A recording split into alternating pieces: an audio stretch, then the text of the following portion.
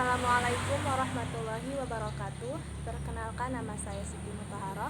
Di video kali ini saya akan menyelesaikan tugas dari mata kuliah Ilmu Pendidikan Islam yang diampu oleh Bapak Heru Nugraha, SPDI MPD.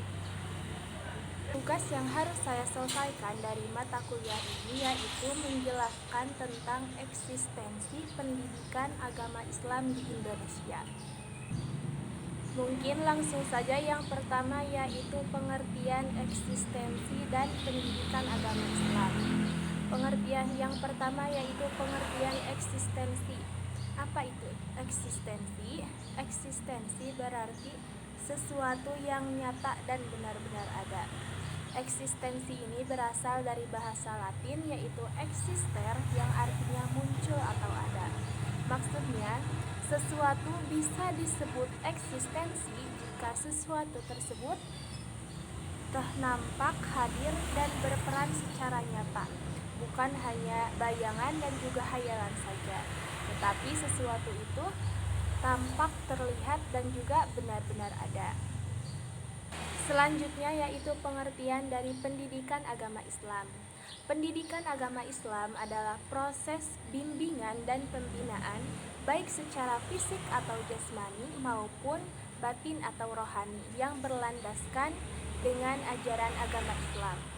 Menurut Ahmad D. Marimba, pendidikan agama Islam ini bertujuan untuk membentuk kepribadian manusia yang baik dan utama sesuai dengan nilai-nilai dan aturan dalam Islam. Kesimpulan sederhananya, eksistensi pendidikan agama Islam ini berarti keberadaan dan peran yang nyata pendidikan Islam dalam membimbing manusia agar memiliki akhlak yang baik, keimanan yang kuat, serta perilaku yang sesuai dengan ajaran Islam dalam kehidupan sehari-harinya. Selanjutnya yaitu fungsi dari pendidikan agama Islam. Yang pertama, fungsi dari pendidikan agama Islam yaitu menanamkan keimanan. Pendidikan agama Islam ini berfungsi untuk menumbuhkan dan menguatkan iman kepada Allah.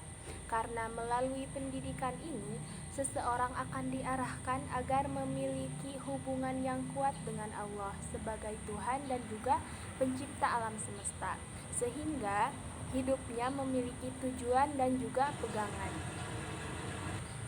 Fungsi yang kedua yaitu untuk membentuk akhlak mulia. Pendidikan agama Islam juga bertujuan untuk membentuk sikap dan perilaku yang baik. Orang yang berakhlak mulia adalah mereka yang sadar akan keberadaan Allah, sehingga mereka bertanggung jawab, berkata jujur, sopan, dan juga berbuat baik terhadap sesama. Fungsi yang ketiga yaitu menumbuhkan sikap toleransi beragama. Manusia adalah makhluk yang tidak bisa hidup sendiri atau disebut dengan makhluk sosial. Oleh karena itu, pendidikan agama Islam ini mengajarkan untuk menghargai dan menghormati orang lain, termasuk perbedaan agama.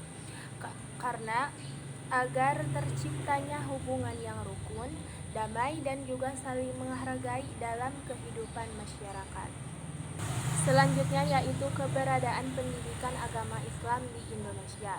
Yang pertama yaitu sebelum Indonesia merdeka, yaitu pada masa penjajahan Belanda dan juga pada masa penjajahan Jepang.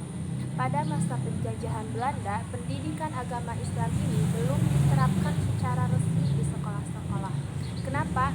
Karena pada saat itu sekolah-sekolah hanya difokuskan untuk kepentingan penjajah Belanda saja, bukan untuk pendidikan agama masyarakat Indonesia.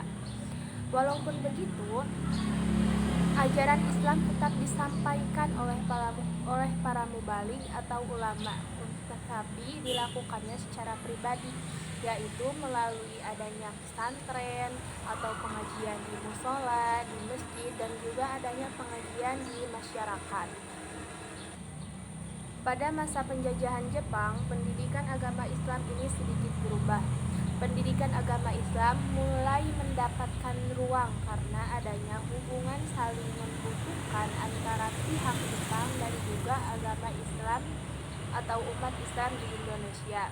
Jepang memanfaatkan dukungan umat Islam, sementara umat Islam mendapat kesempatan lebih luas untuk menjalankan dan mengembangkan pendidikan Islam.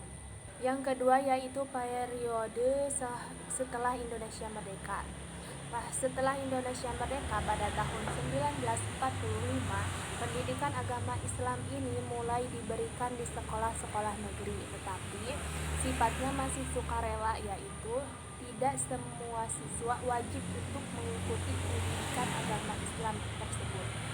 Pada tahun 1960, pendidikan agama Islam ini mendapatkan kedudukan yang lebih kuat melalui ketetapan MPRS Pendidikan Agama, ditetapkan sebagai mata pelajaran di semua jenjang pendidikan, mulai dari sekolah dasar, SMP, SMA, sampai sekolah tinggi negeri. Namun, siswa yang sudah dewasa diberi hak untuk tidak mengikuti pendidikan agama Islam tersebut apabila siswa tersebut merasa keberatan. Selanjutnya yaitu eksistensi pendidikan agama Islam dalam sistem pendidikan nasional. Pendidikan agama Islam memiliki kedudukan yang sangat penting dalam sistem pendidikan nasional. Kenapa? Karena pendidikan agama menjadi dasar dalam pembentukan karakter bangsa, terutama dalam menanamkan nilai keimanan, ketakwaan, dan juga akhlak yang baik pada peserta didik. Keberadaan pendidikan agama Islam ini dijamin oleh Undang-Undang Dasar 1945, khususnya pada pasal 31 ayat 3. Dalam pasal itu dijelaskan bahwa pendidikan nasional harus bertujuan untuk meningkatkan keimanan, ketakwaan kepada Tuhan Yang Maha Esa, serta membentuk akhlak mulia. Selain itu, pendidikan agama Islam memiliki peran strategis dalam pendidikan nasional, yaitu sebagai penjaga moral bangsa, penguat jati diri bangsa, serta penghubung antara ilmu pengetahuan dan nilai-nilai keimanan. Pendidikan agama Islam juga berperan penting dalam menumbuhkan sikap toleransi dan saling menghormati antar umat beragama, sehingga tercipta kehidupan masyarakat yang rukun dan juga masyarakat yang damai. Mungkin cukup sekian yang bisa saya sampaikan tentang eksistensi pendidikan agama Islam di Indonesia. Mohon maaf atas segala kesalahan dan juga kekurangannya. Wallahul muwaffiq ila aqwamit thoriq. Wassalamualaikum warahmatullahi wabarakatuh.